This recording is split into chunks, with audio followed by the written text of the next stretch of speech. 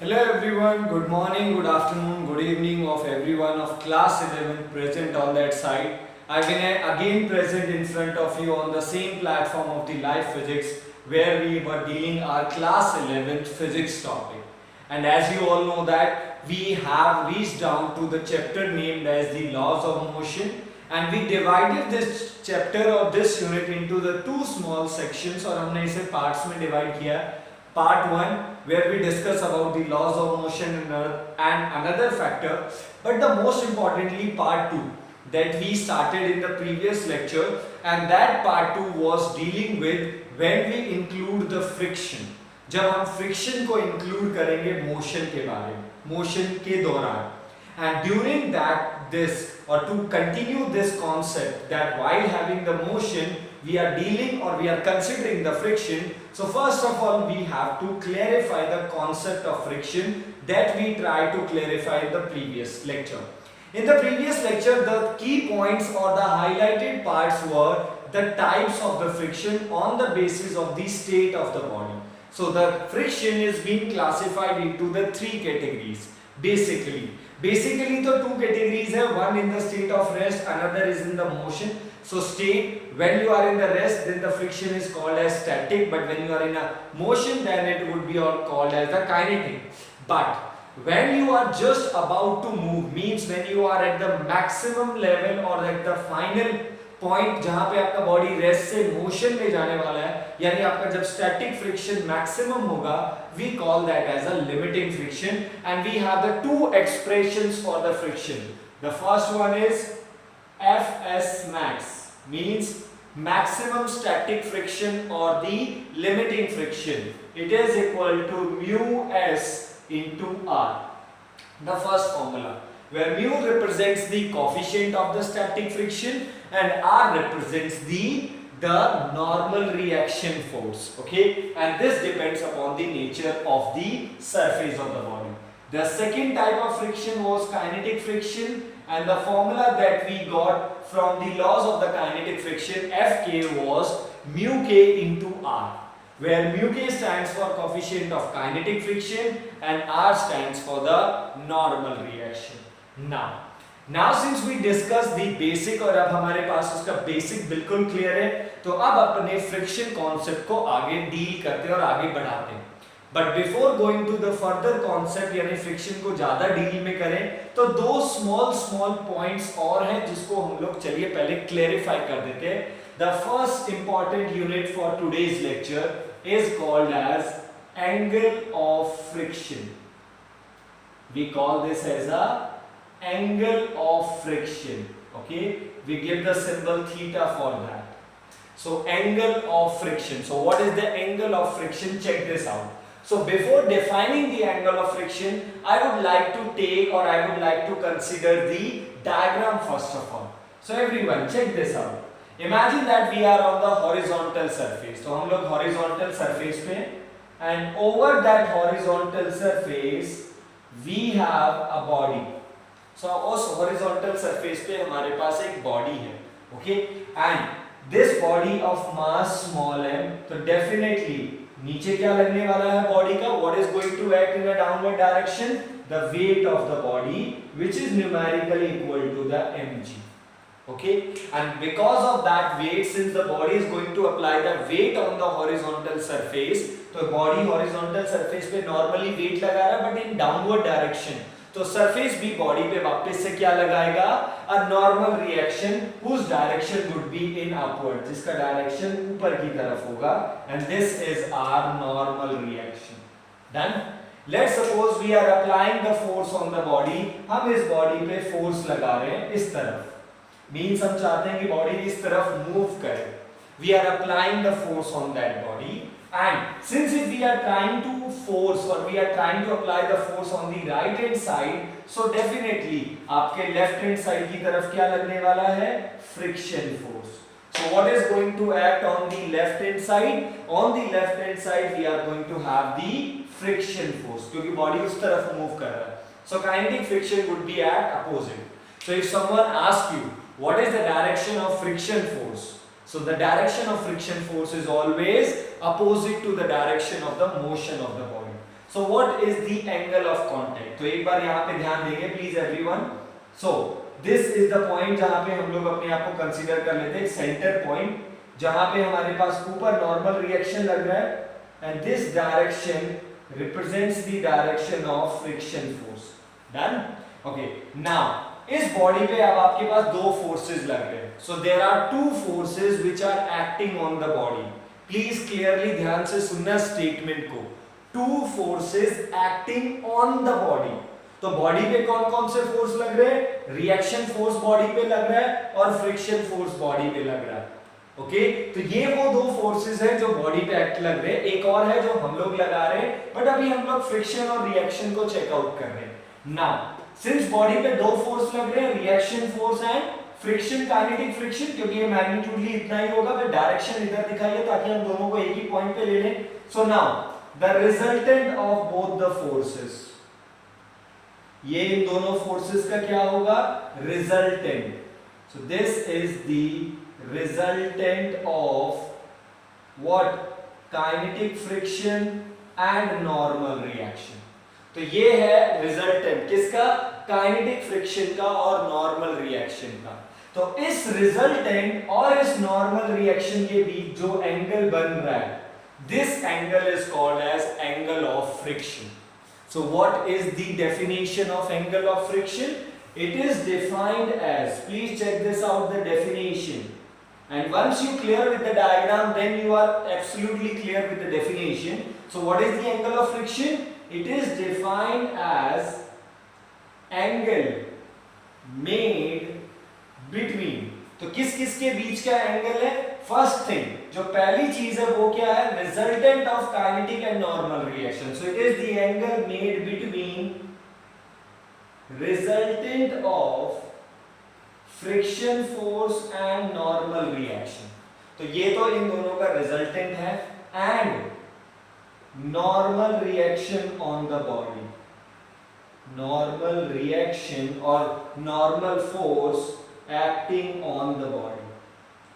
सो body पे लगने वाले नॉर्मल रिएक्शन और बॉडी पे लगने वाले रिजल्टेंट, बट किसका रिजल्टेंट? काइनेटिक फ्रिक्शन और नॉर्मल रिएक्शन के बीच का रिजल्टेंट। इसी एंगल को ही हम लोग क्या बुलाएंगे? Angle of what? Friction. So it is called as the angle of friction. Clear out? चलिए अब इसके लिए एक्सप्रेशन बनाते हैं। तो डेफिनेटली ये parallelogram law of vector addition है। पैरेललोग्राम लिख रहे हैं, two vectors r and f के।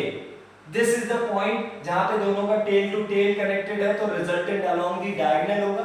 तो अगर ये parallelogram law of vector addition है, तो हम लोग अगर इसे कंप्लीट पैरेललोग्राम बनाने का अगर कोशिश करें, if we try to make a parallelogram, तो definitely it would be like that. और यहाँ पे अगर आप लोग यहाँ पे ध्यान दें तो ये एंगल थीटा, तो आपको एक ट्रायंगल दिख रहा होगा अपर साइड में। So in this triangle if you apply tan theta, tan theta, so tan means trigonometry लगाने जा रहे हैं, टेंजेंट वाली, but you all know that the trigonometry is applicable in the right angle triangle. तो how we are sure that this is the right angle triangle? Because of this r, because the definition of R is normal reaction force, यानी वो reaction force जो body के perpendicular लग रहा है, और friction force जो है वो बॉडी के सरफेस के अलोंग लगेगा, क्योंकि सरफेस हॉरिजॉन्टल है तो फ्रिक्शन फोर्स भी हॉरिजॉन्टल लगेगा, बट रिएक्शन फोर्स हमेशा नॉर्मल लगेगा। तो इस तरीके से रिएक्शन फोर्स और फ्रिक्शन फोर्स में भी एंगल कितना डिग्री हो गया? ये 90 डिग्री हो गया। तो अगर ये 90 और पैरेललोग्राम है तो डेफिनेटली ये भी 90 होगा। पैरेललोग्राम है तो अपोजिट एंगल इक्वल होंगे, तो एक तरीके से ये रेक्टेंगल का फॉर्म बन गया। अगर पैरेललोग्राम के एडजेसेंट एंगल, या फिर आप बोले we have a parallelogram but the one angle of the parallelogram is right angle, तो अगर पैरेललोग्राम का एक एंगल राइट एंगल हो जाता है तो वो रेक्टेंगल बन गया, इसलिए ये एंगल भी 90, तो इसलिए हम लोग tan थीटा लगा सकते हैं। So what would be the tan theta? It would be perpendicular. So this is the perpendicular. और ये कौन है? FK. Opposite sides भी equal होंगी क्योंकि rectangle है. So it would be perpendicular means FK divided by base. और base किसकी क्या represent कर रहा है? Normal reaction. So the tan theta is FK by R. But since we all know that, हम लोग सब जानते हैं कि mu k is equal to f k by R, this from this expression kinetic friction is equal to coefficient of kinetic friction into normal reaction, और अगर आप इस r को यहां पे ले आते हो तो it would B F k by are, तो इसका मतलब एफ के बाय आर को आप क्या लिख सकते हो, mu k, so tan theta is always equal to mu k. So we got an expression or a mathematical formula for angle of friction, और हमें क्या कंक्लूजन मिला कि kinetic friction, coefficient of kinetic friction is always equal to tan of angle of friction, यानी हमारा coefficient of kinetic friction हमेशा angle of friction का tangent होता है, और ये फॉर्मूला एक तरीके से आप बोल सकते हो हमें काइनेटिक फ्रिक्शन का कोएफिशिएंट निकालने में बहुत जल्दी हेल्प करता है। ये कई बार हो जाता है, अगर मैं आपको दूं the angle of friction is 30 degree, so what is the coefficient of kinetic friction, so mu k is equal to tan 30 and tan 30 is equal to 1/√3, यानी हमारे पास म्यू के मिल गया कितना, 1/√3। Got that point? So this is the small indication और एक छोटी सी definition है जो हमारे फ्रिक्शन के साथ रिलेटेड है, जो आपको फ्यूचर न्यूमेरिकल्स में भी देखने को मिलेंगी। Got it? So this first term is angle of friction. Similarly, हमारे पास यहाँ पे एक और टर्म है जिसको मैं इंक्लूड करना चाहूंगा आप लोगों के साथ, and that second term is angle of repose. Okay, and we will take the symbol phi to represent that. So angle of friction को represent करने के लिए हम लोग थीटा ले रहे हैं, और angle of repose को represent करने के लिए we are using a symbol phi. So first of all, what is the angle of repose? So इसके लिए भी मैं डायग्राम को फर्स्ट प्रेफरेंस दूंगा कि पहले हम लोग डायग्राम को क्लियर आउट करते हैं, then we will go with the definition and the mathematical expression. So this is our horizontal surface. ये हमारा कौन सा surface है? This is your horizontal surface. Okay. Over this horizontal surface, we have one more surface. उस horizontal surface के साथ हमारा एक और सरफेस है यहाँ पे, and we will call this as a inclined surface. So here we have two surfaces, horizontal surface and inclined surface. Now over the inclined surface, जहां पे आपका इंक्लाइंड सरफेस है, ओवर दैट इंक्लाइंड सरफेस आप लोगों ने body को रख दिया। So you have been you are placing a body of mass m over the inclined surface. So for an example, I want to give you a just small demonstration, and that small demonstration includes I have a horizontal surface. Okay, तो पहले तो हम लोगों ने body को horizontal surface पे रखा। अब let's suppose this is the horizontal surface, and with respect to that मैं surface को inclined रख रहा हूँ, और इस inclined surface पे वही बॉडी है जिसका मास क्या है, m। तो डेफिनेटली अगर बॉडी का मास m है तो बॉडी के पास वेट होगा, and what would be the direction of the weight, the direction of the weight would be vertically downward, so mg would act in a vertical downward direction. Got that point? Now अब हमारे पास जो inclined surface है, this inclined surface, why we are calling this surface as a inclined surface? We are calling this surface as a inclined because this surface is making some angle with the horizontal surface, यानी ये वाला surface horizontal के साथ कुछ angle बना रहा है। अगर वो 90 डिग्री बनाता तो हम उसे वर्टिकल सरफेस कॉल करते, but this is a random value of the angle, कोई भी रैंडम एंगल है। नाउ जैसे जैसे आप इंक्लाइंड सरफेस को बढ़ाते जाएंगे, मीन सरफेस को ऊपर करते जाएंगे, so you are increasing this angle, so you have to increase this angle, आपको इस एंगल को बढ़ाना है, बढ़ाते जाना है, यानी इंक्लाइंड सरफेस को ऊपर उठाते जाना है, अनलेस तब तक उठाते जाएंगे तब जब तक आपका body just about to move करना ना शुरू कर दे। अभी बॉडी कौन सा स्टेट में, रेस्ट पे। Okay, now little bit check this out, मैंने सरफेस को थोड़ा सा इंक्लाइन कर दिया, बट अभी भी बॉडी रेस्ट पे है। तो अगर अभी भी बॉडी आपकी रेस्ट स्टेट में है, यानी अभी भी बॉडी आपका रेस्ट में है, यानी अभी भी बॉडी मोशन में नहीं आया, तो अभी भी स्टैटिक है, तो थोड़ा और बढ़ाते हैं तो अभी भी स्टैटिक है, स्टैटिक है, स्टैटिक की वैल्यू बढ़ती जा रही है। तो सीधी सी बात है, जैसे जैसे मैं इसे ऊपर लेके जा रहा हूं तो वो हिस्सा, वो कंपोनेंट जो इसे नीचे की तरफ खींचेगा, पहले उस कंपोनेंट को देख लेते हैं। तो लेट्स सपोज ये एंगल फाई है, मैं अभी डिफाइन नहीं कर रहा हूं फाई को। इफ दिस इज फाई, तो you remember we have done a numerical based on an inclined surface, तो तो अगर ये एंगल फाई है तो ये वाला एंगल भी फाई होगा। वाई ये हम लोग ऑलरेडी पहले कर चुके हैं एंगल सम प्रॉपर्टी लगा के। और अगर ये एंगल फाई है, this angle is phi, so weight can be resolve into two components, mg cos phi और यहां पे क्या लगेगा mg sin phi. And this is the normal reaction जो हमेशा सरफेस के नॉर्मल लगता है। तो नाउ हो क्या रहा है कि जब हम लोग किसी भी बॉडी को इंक्लाइन कर रहे हैं, पहले बॉडी क्या थी हॉरिजॉन्टल, तो जब बॉडी हॉरिजॉन्टल थी तो जो नॉर्मल रिएक्शन है वो वेट को कंप्लीटली बैलेंस कर रहा है। तो बॉडी ना तो वर्टिकल में ऊपर जा रही है ना वर्टिकल में नीचे आ रही है, सीधी सी बात है। अब हम लोगों ने सरफेस को थोड़ा सा इंक्लाइन किया, so as soon as you incline little bit, इसका मतलब आपने फाई का कुछ ना कुछ वैल्यू रख दिया। जैसे ही आपने फाई को कुछ वैल्यू दिया तो वेट के दो हिस्से टूट गए, तो जिसमें r cos कंपोनेंट को तो बैलेंस कर लेगा, इसका मतलब बॉडी ना तो वर्टिकली ऊपर जाएगा इधर ना इधर आएगा, बट इस mg sin phi को बैलेंस करने वाला कोई नहीं है। और ये mg sin phi is the only responsible factor जो आपकी इस बॉडी को नीचे की तरफ स्लाइड करने की कोशिश करेगा। So who is responsible for sliding the body over the inclined surface, इस बात को याद रखना है that the sin component of the weight, यानी वेट का sin कंपोनेंट हमेशा बॉडी को नीचे की तरफ स्लाइड करने के लिए रिस्पॉन्सिबल होता है, इस बात को याद रखना। तो ये कंपोनेंट किस पे डिपेंड कर रहा है, फाई पे।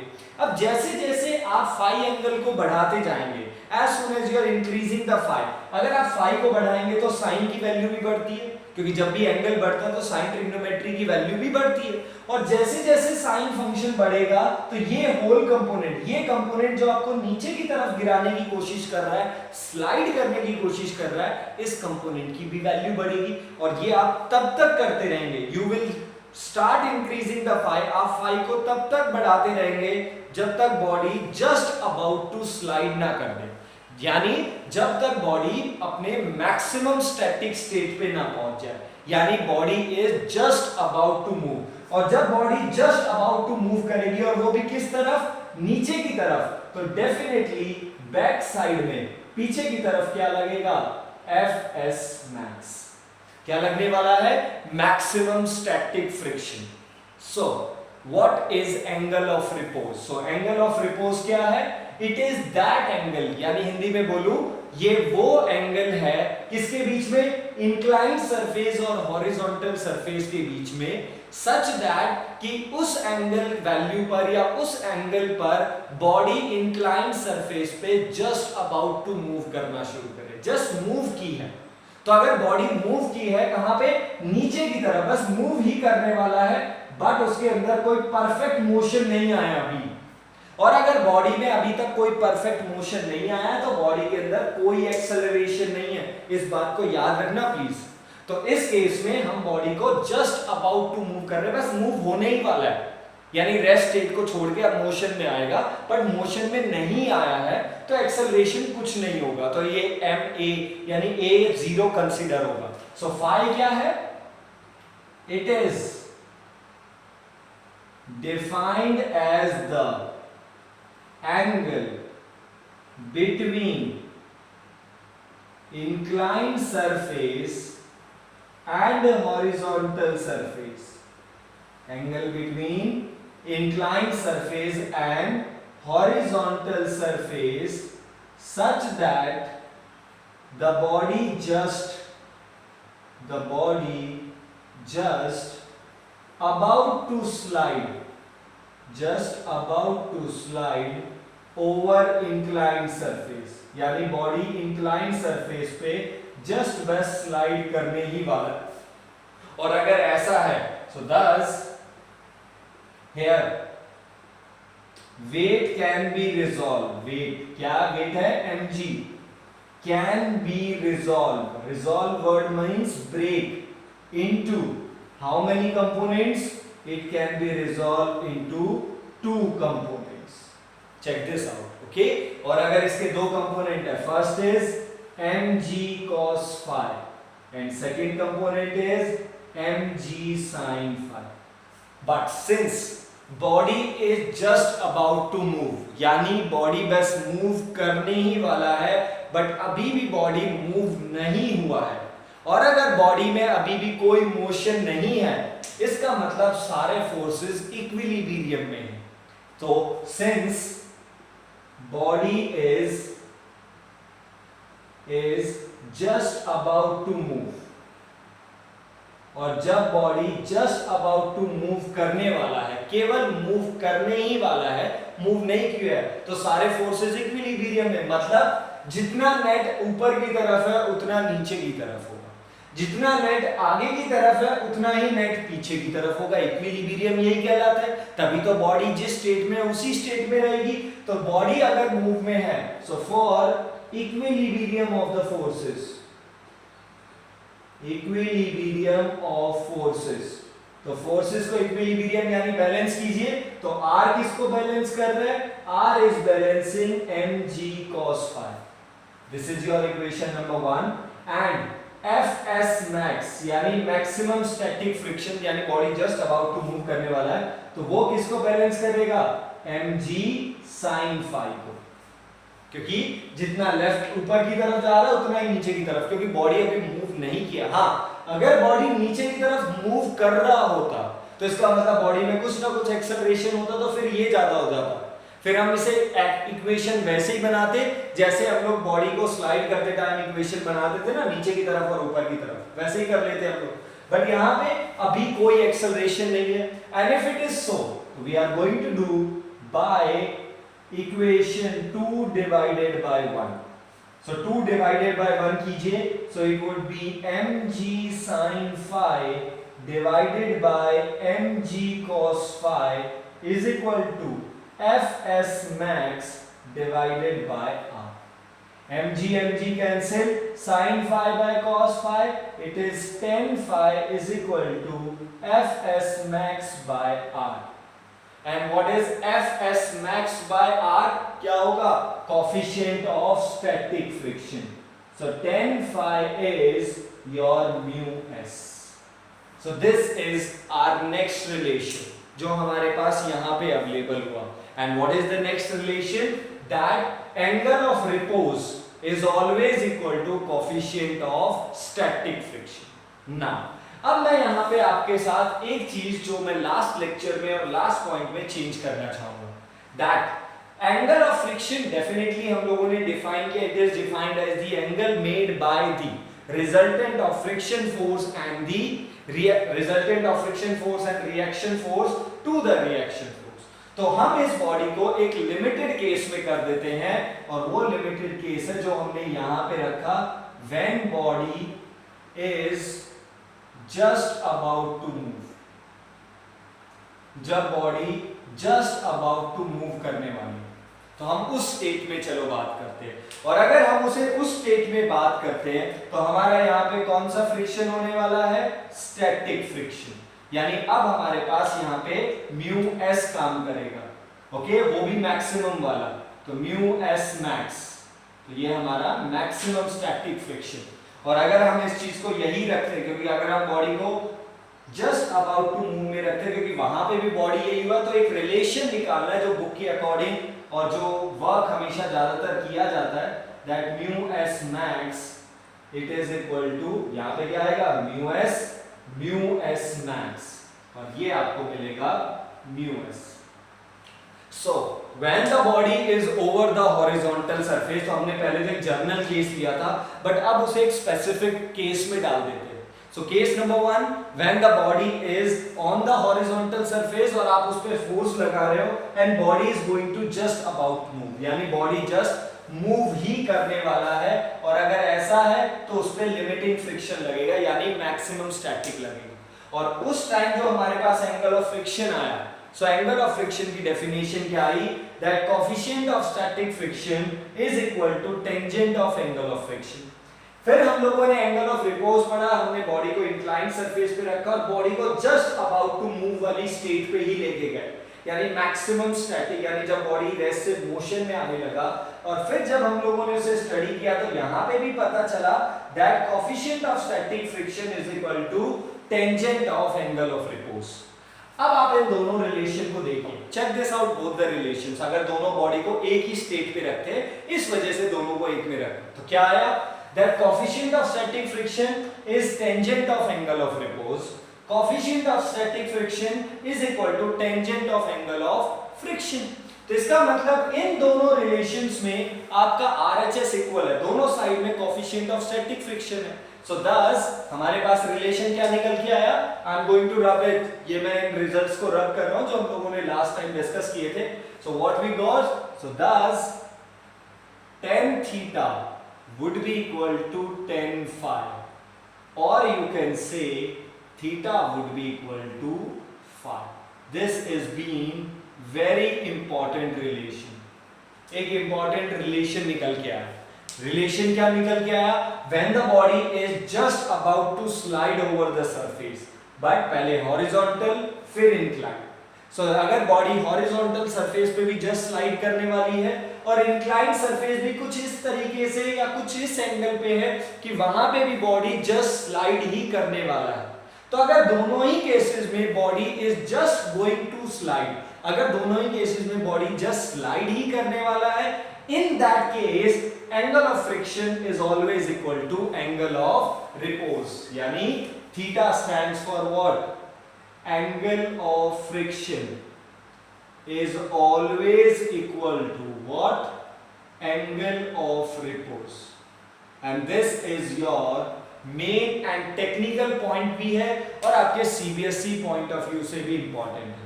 That you may find a question और a numerical in the exam that prove that angle of friction is always equal to angle of repose. Proof करके दिखाइए. So in that case you have to do both the cases.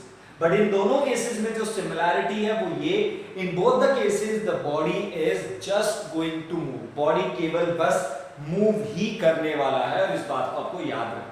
तो हम इन दोनों cases को just about to move वाले state में रखेंगे. पहले मैंने आपको इसको मोशन के पॉइंट ऑफ व्यू से समझाया था, बट अब हम इसे जस्ट अबाउट टू मूव वाले स्टेट में ही रखेंगे.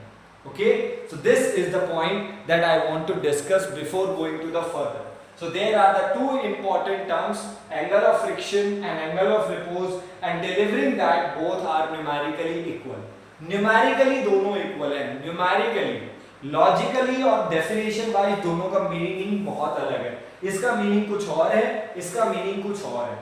दोनों अलग अलग तरीके से आए हैं. इसके कंपोनेंट ब्रेक करके कंपोनेंट डिवाइड किए. यहाँ पे ट्रायंगल में सीधा ही tan थीटा निकाला. But final conclusion, numerically both the angles are equal. Numerically दोनों एंगल इक्वल होंगे. यानी जितना बॉडी का एंगल ऑफ फ्रिक्शन होगा उतना ही बॉडी का एंगल ऑफ रिपोज होगा. यानी बॉडी का अगर एंगल ऑफ फ्रिक्शन 30 डिग्री है, इसका मतलब अगर बॉडी को 30 डिग्री इंक्लाइंड सरफेस पे रख देते हैं तो वहां पे body just about to move होगी. हाँ, उस एंगल से अगर ज्यादा रखोगे तो डेफिनेटली बॉडी नीचे की तरफ स्लाइड ही करेगा, बट हमें बॉडी को just about to move condition में रखना है. So these are the 2 points that you have to discuss and that you have to go through. So please go through and complete it.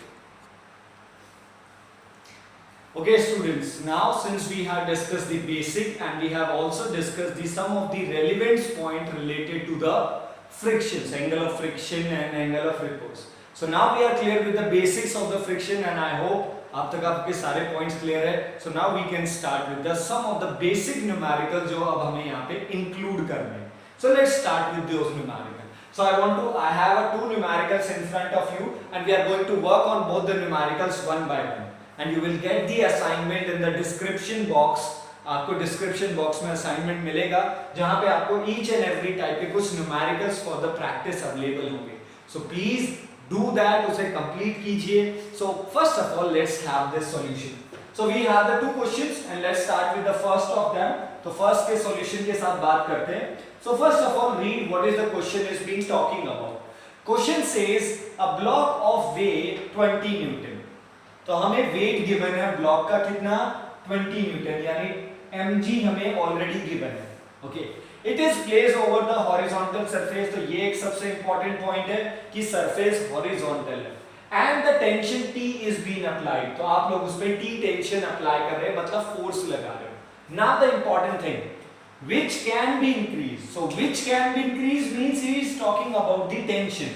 So the tension can be increased up to 8 Newton to just slide the body. यानी body को just slide करने के लिए weightage 8 newton to just slide the body. तो यानी body को just slide करने के लिए, to just slide the body, यानी body is going to just move, body just move ही करने वाला है, तो उसको जस्ट मूव करने के लिए कितना चाहिए? 8 न्यूटन। सो उस फ्रिक्शन को क्या बुलाते हैं जब इसमें बॉडी आपका जस्ट अबाउट टू मूव होगा? What we call that as a limiting friction. और डेफिनेटली जब तक हम लिमिटिंग फ्रिक्शन या स्टैटिक में थे तो जितना फोर्स हम लगा रहे हैं उतना ही तो फ्रिक्शन होगा, क्योंकि उसे बैलेंस करना है। ये बात तो हमने लास्ट लेक्चर में भी डिस्कस की थी कि अगर एक बॉडी पे आप लोग 4 न्यूटन लगा रहे हो और बॉडी अभी भी रेस्ट है, तो you are applying the 4 newton, तो आपका 4 न्यूटन कहां गया? 4 न्यूटन स्टैटिक फ्रिक्शन में गया, जो उसे काउंटर बैलेंस करेगा उसके अपोजिट डायरेक्शन में। और अभी भी हमारा बॉडी किस में है? बॉडी अभी भी हमारा रेस्ट में है। तो ये जो 8 न्यूटन है ये हमारा कौन सा फ्रिक्शन है? ये हमारा लिमिटिंग फ्रिक्शन है, यानी ये उस फोर्स की वैल्यू है जिसको लगा के हम बॉडी को जस्ट स्लाइड कर सकते हैं। यानी 8 न्यूटन लगा के आप बॉडी को जस्ट मूव में ला सकते हो। तो इसका मतलब सामने से यानी बॉडी की तरफ से कितना मैक्सिमम फोर्स लग रहा होगा जो हमें अपोज करेगा? डेफिनेटली 8 न्यूटन ही लगेगा। तो हमें मैक्सिमम स्टैटिक फ्रिक्शन मिल गया। आगे क्या कहा है? अ फोर्स 4 न्यूटन, कितना? 4 newton is applied to body, keep it in the constant velocity. अब बॉडी को कांस्टेंट वेलोसिटी में रखना है, यानी बॉडी को ना एक्सेलरेट करना है ना डी एक्सेलरेट करना है, यानी बॉडी की ना स्पीड बढ़ानी है ना घटानी है। एक बार वो मोशन में आ गई, अब उसे लगातार उसी स्पीड में रखना है। तो उसके लिए आपको कितना चाहिए? 4 न्यूटन। तो 4 न्यूटन हम फोर्स लगा रहे हैं, we are applying the 4 newton on the body, but due to that 4 newton body में कोई एक्सेलरेशन नहीं आ रहा है, यानी बॉडी में कोई भी ना तो वेलोसिटी इंक्रीज हो रही है ना रिटार्ड हो रहा है। तो ये 4 न्यूटन जा कहां रहा है? सवाल फिर से यही उठता है। अगर ये तो हमने न्यूटन के लॉ, फर्स्ट लॉ से क्या सीखा, सॉरी सेकंड लॉ से, कि force is always been responsible for rate of change of linear momentum, यानी F is equal to dp by dt, और वही dp by dt लास्ट में जाके F is equal to ma बन जाता है। तो सवाल यही है कि अगर force is equal to mass into acceleration है और यहाँ पे बॉडी कांस्टेंट वेलोसिटी है, तो इसका मतलब एक्सेलरेशन तो है ही नहीं। तो इसका मतलब ये जो 4 न्यूटन है ये एक्सेलरेशन नहीं दे रहा, तो ये 4 न्यूटन कहाँ यूज हो रहा है? तो सिंस अब हम फ्रिक्शन को कंसीडर कर रहे हैं, तो डेफिनेटली जब बॉडी मूव करेगा तो काइनेटिक फ्रिक्शन तो लगेगा, बट रिमेंबर काइनेटिक फ्रिक्शन हमेशा मैक्सिमम स्टैटिक यानी लिमिटिंग से कम ही होता है। तो ये हमारा कौन सा फ्रिक्शन हो गया? Kinetic friction. So now to move with constant velocity, कौन सी? कांस्टेंट वेलोसिटी से मूव करना है, तो उसके लिए कितना फोर्स चाहिए?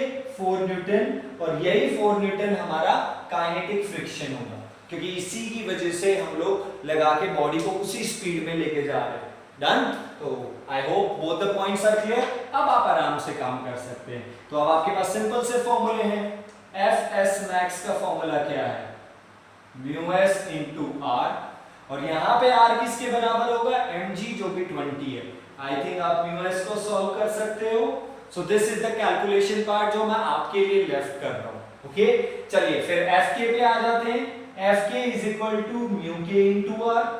ओके, लेट्स सॉल्व दिस, क्योंकि इसके सॉल्यूशन में एक और पॉइंट मैं आपको बताना चाहूंगा।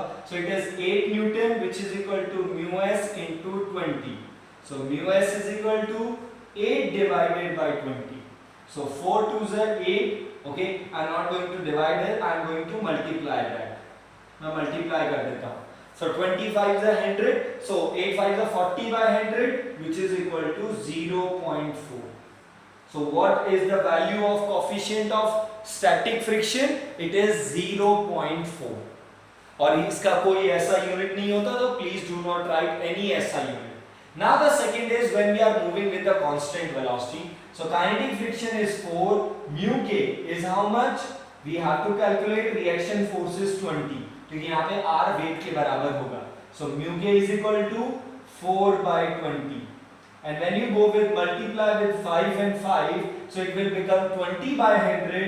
So coefficient of kinetic friction is 0.02. Okay, sorry, 0.2, my mistake. It would be 0.2. 2, 20/100 ना, so it would be 0.2. So now we have both the coefficient of friction जो उसने सिंपल पूछा था, पहला क्वेश्चन बिल्कुल सिंपल और डायरेक्ट फॉर्मूला बेस है, so coefficient of static और coefficient of kinetic। बट आपको कुछ प्रॉपर्टीज हैं जो यहाँ पे समझ के जानी पड़ेगी। पहले दोनों फ्रिक्शंस लेस देन 1 आए हैं। दूसरी और सबसे इंपॉर्टेंट प्रॉपर्टी जो हम लोगों ने लास्ट लेक्चर में लिखा था, that as comparison to both the frictions, coefficient of friction, अगर दोनों कोएफिशिएंट्स को कंपेयर करें, so static friction coefficient is always greater than the coefficient of kinetic friction. ये बात हमेशा याद रखनी है, और यही हमें इस क्वेश्चन में और इस आंसर में देखने को भी मिल रहा है कि काइनेटिक फ्रिक्शन कोएफिशिएंट स्टैटिक से लेस है। I hope you got it with the first question. Now let's move on to the second question. Now When you look on the second question, जब हम लोग सेकंड क्वेश्चन को observe करते हैं, तो ये हमें कुछ हमारे प्रीवियस असाइनमेंट्स और प्रीवियस टॉपिक्स का रिजेम्बलेंस दिखाता है। बॉडी हॉरिजॉन्टल, वर्टिकल, पुली सिस्टम है, तो डेफिनेटली वही है। और टीचर ने क्वेश्चन भी यही पूछा है, calculate the acceleration and calculate the tension. But यहाँ पे इस बार टीचर ने फ्रिक्शन की बात की है, तो चलिए हम तो उसी तरीके से पढ़ेंगे। So since both are connected with pulley, let's suppose tension is T और यहाँ पे tension T, it has been 3 kg, तो इसका वेट क्या लगेगा 3g। ओके, इसका वेट क्या लगेगा 20g, और इसके वेट को बैलेंस करने के लिए ऊपर क्या लगेगा normal reaction. Now the important point, The important point is that till now जब भी हमने ऐसे न्यूमेरिकल्स किए जिसमें हम लोगों ने एक्सेलरेशन और टेंशन कैलकुलेट किया, we always do the weight, हम लोग हमेशा वेट को कंसीडर करते थे when the body is vertical और when the body is either inclined। Vertical है तो कंप्लीट नीचे की तरफ होगा, और अगर इंक्लाइंड है तो कंपोनेंट ब्रेक होके आएगा। बट हमने कभी भी हॉरिजॉन्टल बॉडी के वेट को कंसीडर नहीं किया। क्यों? क्योंकि हमेशा ये जो R है ये 20g को बैलेंस कर लेता था। But in this today's lecture we have to use this। आज हमें इसकी जरूरत है। Why? Because teacher has given us coefficient of kinetic friction। तो टीचर ने अगर हमें फ्रिक्शन का कोएफिशिएंट दिया है, इसका मतलब teacher wants or that numerical wants that you have to consider the friction, and this is the point where the difference came into the action। अब ये पॉइंट है कि अब डिफरेंस आता है। सर जो हम पहले न्यूमेरिकल करते थे उसमें भी ऐसा ही डायग्राम होता था और अभी भी है, तो हमें कैसे मालूम कि हमें कब फ्रिक्शन को कंसीडर करना है कब नहीं करना है?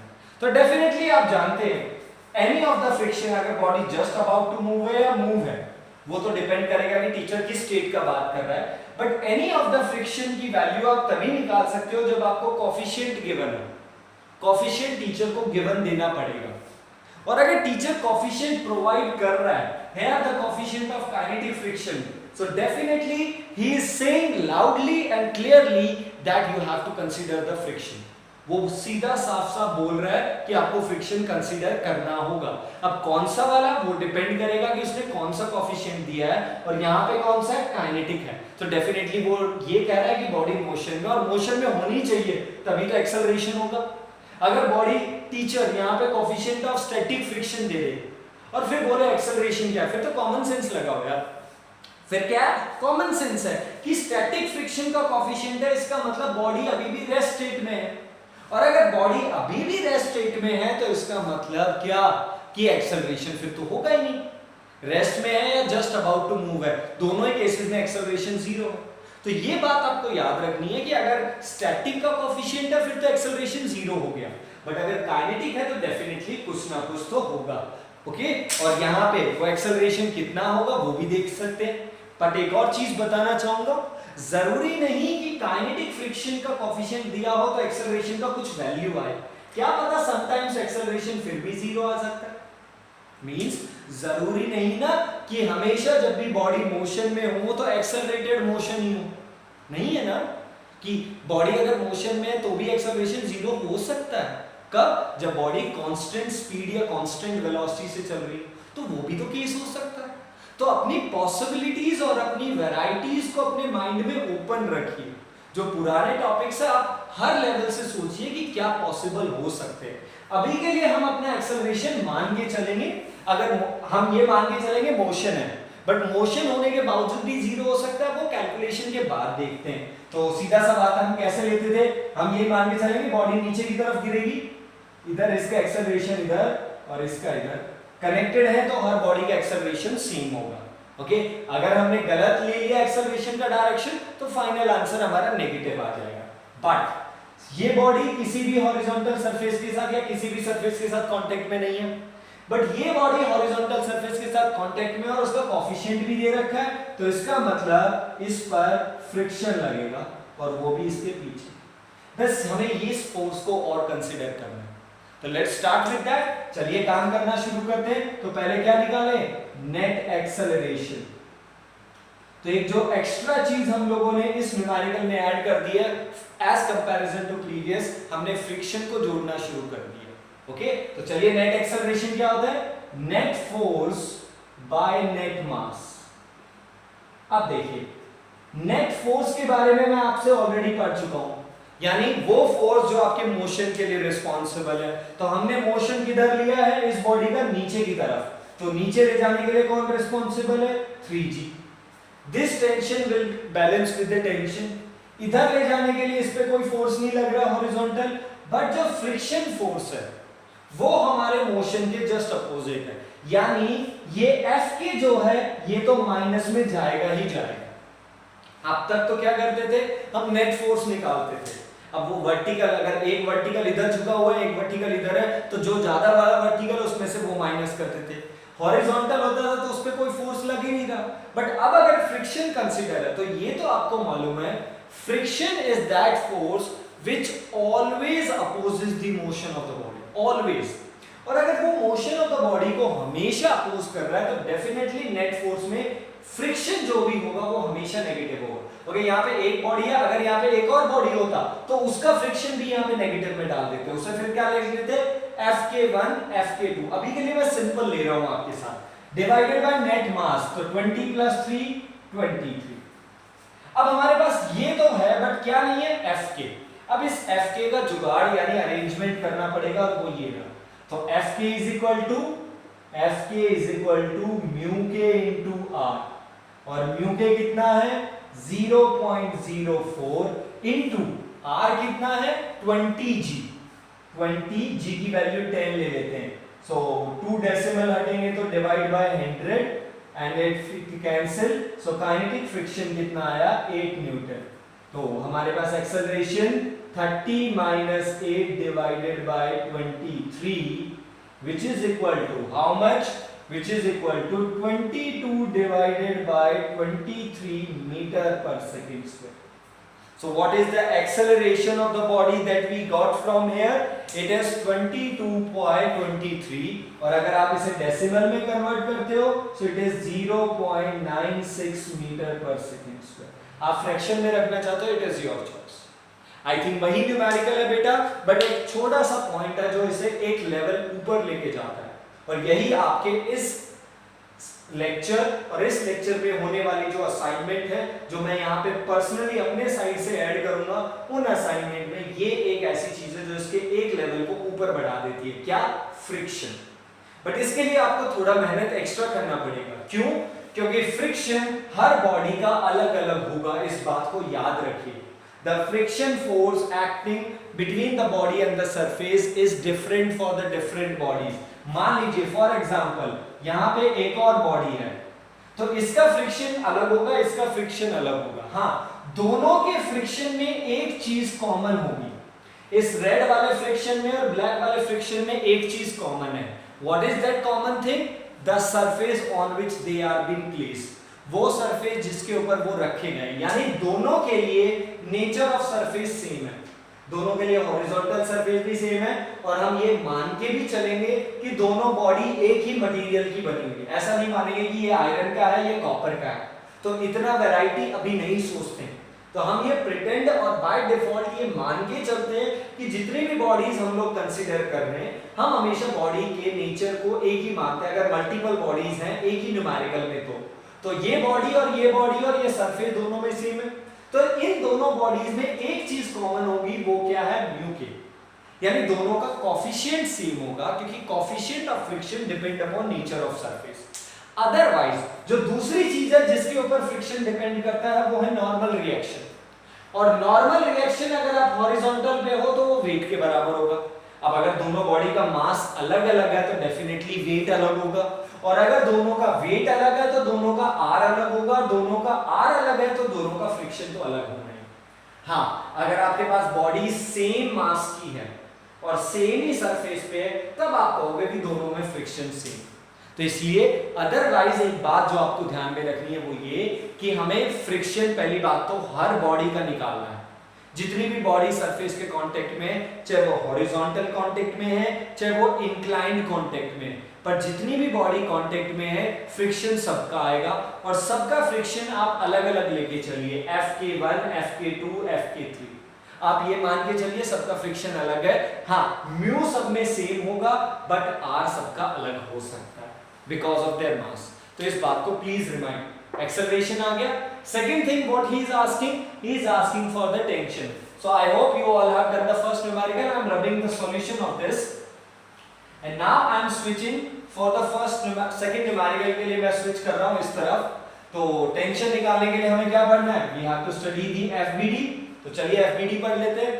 फर्स्ट बॉडी को पढ़ो या सेकंड बॉडी को, आपकी चॉइस है। चलो मैं 20 kg को पढ़ के दिखा देता हूं क्योंकि उसमें फ्रिक्शन है, तो हम इस 20 kg को पढ़ लेते हैं। सो 20 kg, इधर क्या लग रहा है? टेंशन। पीछे क्या लग रहा है? Fk, बॉडी का एक्सेलरेशन इधर है। तो सीधा सा कॉन्सेप्ट है, क्या बनेगा? राइट की तरफ t लग रहा है, लेफ्ट की तरफ Fk लग रहा है और कुछ नहीं लग रहा, और एक्सेलरेशन राइट की तरफ है तो डेफिनेटली t ग्रेटर होगा। तो इक्वेशन क्या बनेगा? t minus Fk is equal to mass into acceleration। Okay, so t is equal to क्या बनेगा? Fk plus mass into acceleration। तो टेंशन क्या होगा? फ्रिक्शन फोर्स Fk कितना आया था मेरा? 8 न्यूटन। सॉल्व करने के बाद दोबारा सॉल्व करने की जरूरत नहीं है। 8 plus mass into acceleration, it is 20 into 0.96। तो आपका टेंशन कितना आया? 8 plus 6 to the 12, 1, 9 to the 18, 119 यानी 1.92, और tension would be equal to 9.92 Newton। So this is being the tension which is being acting here। ये वो टेंशन है जो हमारे पास यहाँ पे अवेलेबल हो रहा है। Let us check once again। So it is mass into acceleration। So it would be, sorry my mistake है बेटा, it would be 19.2। I got a decimal में confusion हो गया था। So it would be 0.27, 27.2 Newton। Okay, if you want to study by using the 3 kg जो vertical है, आप अगर उससे पढ़ना चाहते हो आपकी चॉइस है। 3g ऊपर t और नीचे a। तो इक्वेशन क्या बनेगा? 3g minus t is equal to ma। तो t is equal to 3g minus ma। 3g 30 minus mass कितना है? 3 into 0.96। Okay, so it would be 30 negative 6 3s are 18, 1 9 3 27 और 128, 2.88। और जब आप इसे सॉल्व करेंगे तो आपको आंसर 27.2 न्यूटन के आसपास ही मिलने वाला है। ओके, 27.12 मिलेगा, बट वो उतना ही आया आपका। So by this manner I can say कि आप दोनों में से किसी भी बॉडी को पढ़ो। I have explained you both कि आप इसके साथ जाते हैं, फ्रिक्शन कंसीडर है तो आपको वैसे ही ध्यान देना जैसे हमेशा से करते आए थे। और अब आपकी चॉइस है कि आप अगर सॉल्यूशन या उस पॉइंट को पिक करना चाहते हो जहां पे आपको कम कैलकुलेशन या फिर अदर एस्पेक्ट लगता है, कंफ्यूजन कम लगता है। इट इज योर चॉइस कि आप अपने मर्जी से किसी के अकॉर्डिंग भी जा सकते हो। Got it? So these are the points जो आपको कंसीडर करने हैं and these are the numericals जो आप लोग यहां से पढ़ने वाले हैं। Got it point? So these are the point जो आप लोग मुझे कंप्लीट करके देंगे, आप समझेंगे और इसे सॉल्व करेंगे। So there are some numericals for the practice that I am holding here, जो मैं यहाँ पे आपके सामने बोर्ड पे रख रहा हूँ। So 1-2 numericals यहाँ पे हैं और कुछ numericals आपको असाइनमेंट की डिस्क्रिप्शन बॉक्स में मिल जाएंगे। So let's have the solution, let's have the checkout। So the some numericals question is find acceleration and tension। Okay, चलो मैं एक्सेलरेशन और टेंशन के बारे में बात कर लेता हूँ। तो चलिए अब काम करना शुरू कर देते हैं। So first of all simple सा वही डायग्राम जो अभी तक मैंने आपके साथ डिस्कस किया है, but this time I am taking 2 bodies horizontally and 1 body as a vertical. Okay, so it is 2 kg, 4 kg and 6 kg. Okay, and here the coefficient of kinetic friction is 0.2. ये मैंने आपको दे दिया. Now tension निकालना है हर body में और acceleration निकालना है. The second one, we have an inclined surface at angle of 30 degree. Okay, we have a body which is being here of 10 kg, which is contact with the surface, but we have another body which is hang vertically but without any contact, and this is of the 5 kg. Here the coefficient of friction is 0.05. Solve this out. Calculate the acceleration and tension. वो आपको निकालना है यहाँ पे. Similarly, we will do the third. और अब level को थोड़ा सा और बढ़ाते हैं, थोड़े से और पॉइंट्स को कंफ्यूजिंग रखते हैं. मतलब कंफ्यूजिंग नहीं मीन्स वेराइटीज को बढ़ा देते हैं. Inclined body, horizontal two bodies with one vertical body. 5 kg, 3 kg, 2 kg and 10 kg. Angle of inclination is 45 degree and coefficient of kinetic friction is 0.01. Got that point? Okay. And the last and the final solution जो मैं आपके साथ discuss करना चाहूँगा, please उस पे आ जाते हैं. So there is one assignment numerical, अगर आपको याद हो, from the HC कर्व मैंने आपके सामने रखा था. So we have one body here.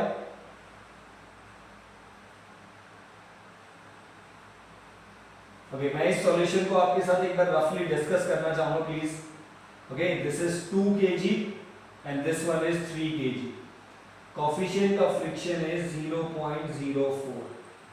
Now, in this diagram there is nothing to get confused. इस डायग्राम में कोई ऐसी चीज नहीं है जो कंफ्यूज करने वाली है. ठीक है.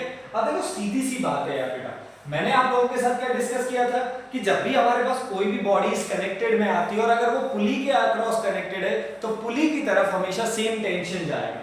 तो अगर इसका टेंशन T ले लेते हैं यहाँ पे, तो यहां से भी टेंशन T आ रहा होगा. ओके, यहां से अगर टेंशन T आ रहा है और बीच में कोई मास कनेक्टेड नहीं है तो डेफिनेटली यहां से भी तो T ही आ रहा होगा. तो बात तो वही निकल के आ गई, क्योंकि यहाँ T लग रहा है तो आप बोल सकते हैं कि यहाँ पे भी T ही लग रहा है, क्योंकि T D एक दूसरे को बैलेंस करेंगे. तो एक तरीके से आप बोल सकते हैं पूरा रो आपस में बैलेंस है. तो एक हिंट थी इस क्वेश्चन के लिए. Okay, so these are the 4 numericals जो मैं आपके सामने प्लेस कर रहा हूं. That you will go, you should go, try to have the solution, find the acceleration. If you found any difficulty, please have the solution or please share with me.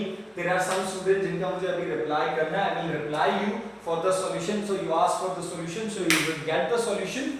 Now, if anybody has which are not a part of our school, there are some students जो इस school के नहीं है फिर भी study कर रहे हैं. I get to know, so it is very pleased to hear that various students which are getting benefit from this channel. And if you are getting that benefit, so that's very cool. Now, if you are found or if you want to have the solution or if you want any doubt, अगर आपको कोई भी doubt है तो आप मुझे personally contact कर सकते हैं. Okay, आप YouTube channel पे message कर सकते हैं or anywhere else for solution. Definitely I will try to help you out. So please complete this. There are some numericals जो मैं आपके assignment में भी place करूँगा in the description box. Please have that. Complete this.